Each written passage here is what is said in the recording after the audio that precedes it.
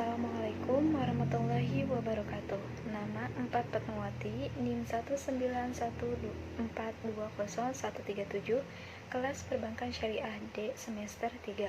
Di sini saya akan menjawab soal-soal UTS dari mata kuliah Bank dan Lembaga Keuangan Syariah. Baik, langsung saja ke pertanyaan yang pertama. Jelaskan mengenai dampak buruk dari implementasi penggunaan riba dan maisir terhadap perekonomian. Terdapat beberapa dampak buruk dari implementasi penggunaan riba terhadap perekonomian. Di antaranya, yang pertama, bahwasannya sistem ekonomi ribawi ini menjadi puncak utama dari penyebab tidak stabilnya nilai uang sebuah negara. Kedua, di bawah sistem ekonomi ribawi terdapat kesenjangan pertumbuhan ekonomi. Masyarakat dunia makin terjadi secara konstan, sehingga hal tersebut membuat yang kaya semakin kaya dan yang miskin semakin miskin. Ketiga, suku bunga juga berpengaruh terhadap investasi, produksi, dan terciptanya pengangguran, yang mana semakin tinggi suku bunga, maka investasi semakin menurun.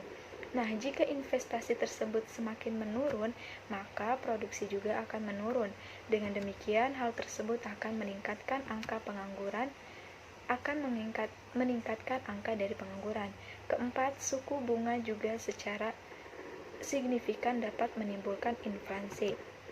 Sedangkan dampak buruk dari implementasi penggunaan maisir terhadap perekonomian adalah dapat merugikan diri sendiri, khususnya pada pikiran dan hati, dan akan tanpa disadari satu persatu yang dimilikinya tersebut, seperti uang, perhiasan, maupun sesuatu yang sangat berharga itu akan hilang begitu saja.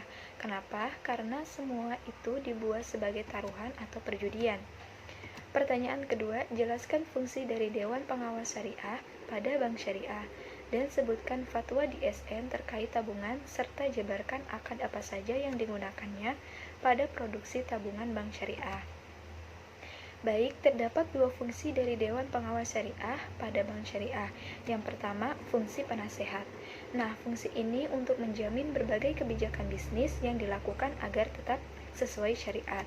Kemudian, fungsi yang kedua dalam proses melakukan pengembangan produk yang akan disampaikan kepada DSN untuk memperoleh fatwa. Nah, fatwa DSN terkait tabungan itu, tabungan dibagi menjadi dua jenis. Yang pertama, tabungan yang tidak dibenarkan secara syariah, yaitu tabungan yang berdasarkan perhitungan bunga. Kemudian yang kedua, tabungan yang dibenarkan, yaitu tabungan yang berdasarkan prinsip mudharabah dan wadiah. Ketentuan umum tabungan berdasarkan mudharabah. Yang pertama, dalam transaksi ini nasabah bertindak sebagai sahibul mal dan bank bertindak sebagai mudharib. 2. Dalam kepastiannya, dalam mudharib, bank dapat melakukan berbagai macam usaha yang tidak bertentangan dengan prinsip syariah dan mengembangkannya, termasuk di dalamnya mudharabah dengan pihak lain. Ketiga, modal harus dinyatakan dengan jumlahnya, dengan bentuk tunai dan bukan piutang. Keempat, pembagian keuntungan harus dinyatakan dalam bentuk nisbah dan dituangkan dalam akad pembukaan rekening. Kelima, bank sebagai mudharib penutup biaya operasional tabungan dengan menggunakan nisbah keuntungan yang menjadi haknya. Keenam, bank tidak diperkenankan mengurangi nisbah keuntungan nasabah tanpa persetujuan yang bersangkutan. Ketentuan umum tabungan berdasarkan wadiah. Yang pertama, bersifat simpanan. Kedua, simpanan bisa diambil kapan saja atau berdasarkan kesepakatan. Ketiga, tidak ada imbalan yang disyaratkan, kecuali dalam bentuk pemberian yang bersifat sukarela dalam pihak bank. Kemudian pertanyaan yang ketiga, jelaskan mengenai kendala pengembangan Baitul Mal wa Tanwil. Nah, terdapat beberapa kendala dalam pengembangan Baitul Mal wa Tanwil. Di antaranya, yang pertama, akumulasi kebutuhan dana masyarakat belum bisa dipenuhi oleh Baitul Mal wa Tanwil. Kedua, walaupun keberadaan Baitul Mal wa Tanwil cukup dikenal, tapi masih banyak masyarakat yang berhubungan dengan rentenir. Ketiga, beberapa Baitul Mal wa Tanwil cenderung menghadapi masalah yang sama, misalnya nasabah yang bermasalah. Keempat, Baitul Mal wa Tanwil cenderung menghadapi Baitul Mal wa Tanwil lain sebagai lawan yang harus dikalahkan, bukan sebagai partner dalam upaya untuk mengeluarkan masyarakat dari permasalahan ekonomi yang dihadapi. Kelima, dalam kegiatan rutin Baitul Mal wa Tanwil cenderung mengarah pengelolaan untuk lebih berorientasi pada persoalan bisnis.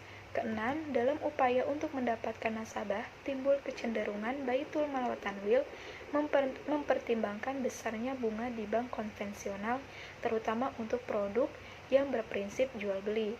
Ketujuh, Baitul Mal wa Tanwil lebih cenderung menjadi Baitul Tanwil daripada Baitul Mal.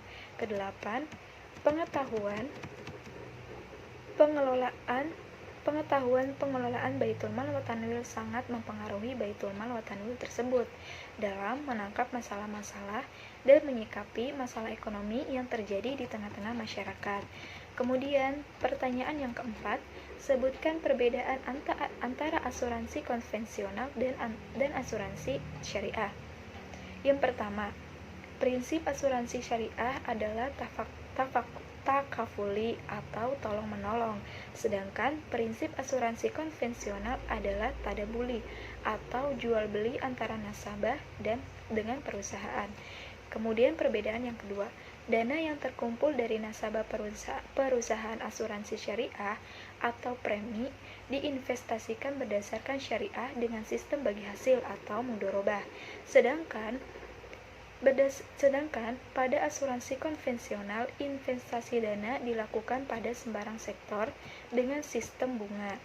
Kemudian perbedaan yang ketiga, pada asuransi syariah, premi yang terkumpul diperlakukan tetap sebagai dana milik nasabah. Perusahaan hanya sebagai pemegang amanah untuk mengelolanya. Sedangkan pada asuransi konvensional, premi menjadi milik perusahaan dan perusahaanlah yang menjadi otoritas penuh untuk menetapkan kebijakan pengelolaan dana tersebut. Keempat, untuk kepentingan pembayaran klaim nasabah dalam asuransi syariah, dana diambil dari rekening tabaru seluruh peserta yang sudah diikhlaskan untuk keperluan tolong-menolong bila ada peserta terkena musibah. Sedangkan dalam asuransi konvensional, dana pembayaran klaim diambil dari rekening milik perusahaan. Kemudian yang kelima, dalam asuransi syariah, keuntungan investasi dibagi dua antara nasabah selaku pemilik dana dengan perusahaan selaku pengelola dengan prinsip bagi hasil. Sedangkan dalam asuransi konvensional, keuntungan sepenuhnya menjadi milik perusahaan. Jika tidak ada klaim, nasabah tidak mendapatkan apa-apa. Itu saja jawaban dari saya. Terima kasih. Wassalamualaikum warahmatullahi wabarakatuh.